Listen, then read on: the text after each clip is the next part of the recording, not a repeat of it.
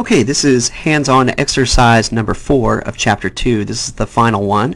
And we're going to be talking about range names, naming a range of values, and then inserting that named range into a formula. If you remember back in hands-on exercise number 3, we did a VLOOKUP. And VLOOKUP was based on 3 things. A lookup value, in this case it was the number of years of the mortgage, compared to a table array, and we did the table in D4 through E6, and then what column did we want output, column 1 or column 2, and in this case we wanted column 2. We had to use an absolute cell reference in D8 through E6 because if we didn't, that table range would move down each time we went down a row.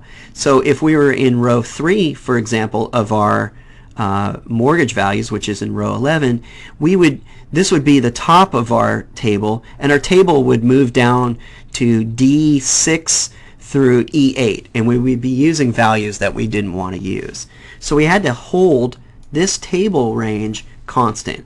Well, I'm going to show you an easier way with naming a range that will be quite helpful for writing formulas like this.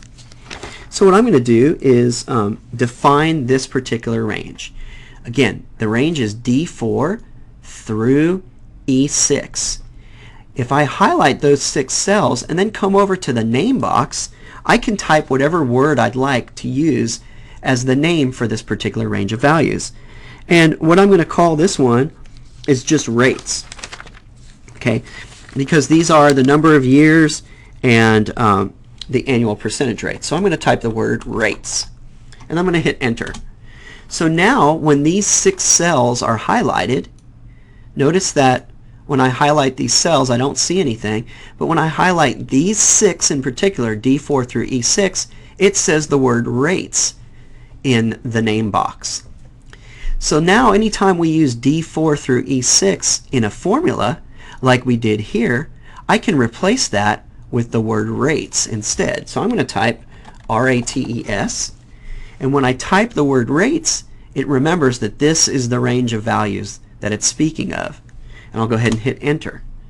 Okay, and I'll use autofill and I'll drag that down. So if I look at the formula in G13, okay, it's the VLOOKUP formula. It now says F13 is the lookup value, rates is the name of that range that contains our table array, and we want column 2.